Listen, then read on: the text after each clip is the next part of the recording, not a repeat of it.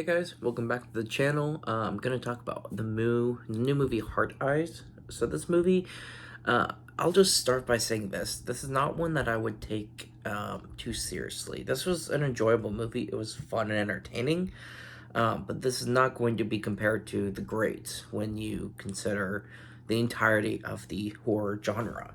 So this movie mainly focuses on Allie and Jay. These are two people sort of pitted together by the plot that both sort of have these struggles. So we'll sort of go toward the beginning and sort of dive or skim through some of the stuff. I don't want to spoil too much for you guys. This is a movie that if you don't know about the spoilers, it'll be more entertaining versus hearing everything about it and then wanting to check it out on your own. So this movie has this sort of cliche proposal, stage proposal opening with the killer lurking amongst the background, and it is some pretty neat violence for the beginning. This is a little gruesome. I thought the killer was interesting. It's kind of a generic design, but it was still fun. And after this first kill, we get to sort of see that the country has sort of been scared of this killer the past few years, it seems, where he's killing people on Valentine's, killing couples. And so it's just sort of this interesting plot where you just think to yourself, okay, what is this motive going to be? What poor guy or girl had all this stuff happen to them to go kill couples on Valentine's? So it's just, that was my thought going into the movie, is how are they going to set up the backstory for this villain? And so pretty much toward the beginning, when you skip the opening scene, you have Allie meets Jay in this coffee shop, and Jay is just all about love. He's falling in love with Allie. He wants to invite her out to a date, and he's just being this charming, likable guy. Well, she doesn't believe in love or anything to do with love at all whatsoever because reasons.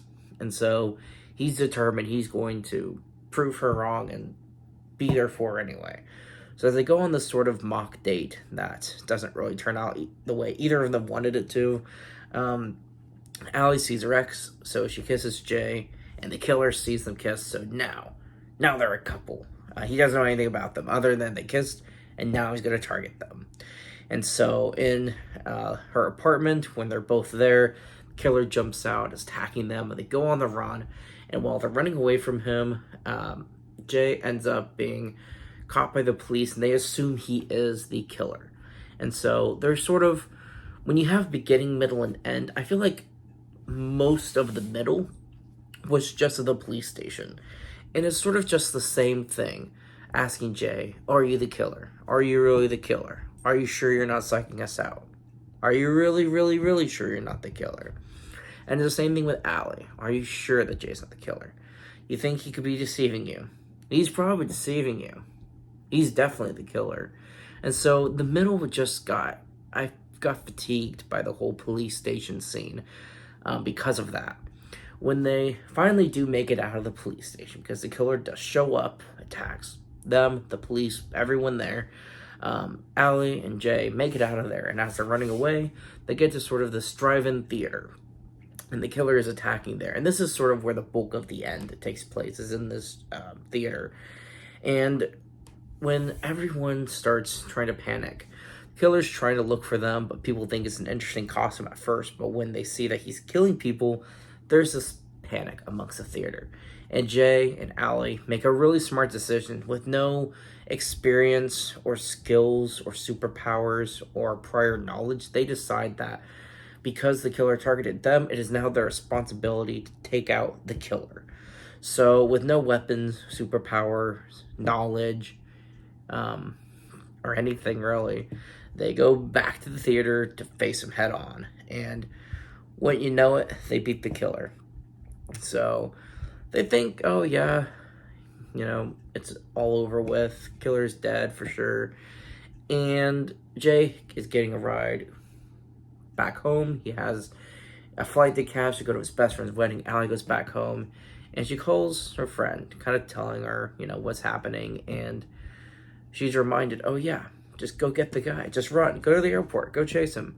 So when she does, the killer ends up reaching out to her saying, we have Jay.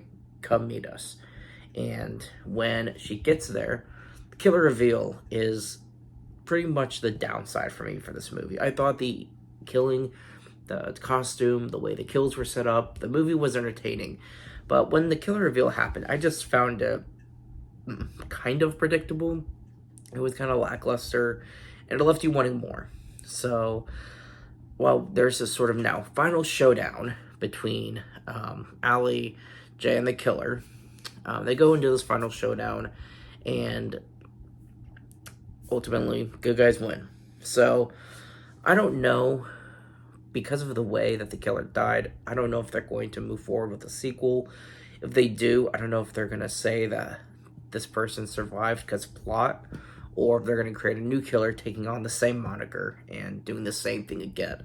So I don't know if they're going to turn a franchise into this. I really don't see much they could do with it.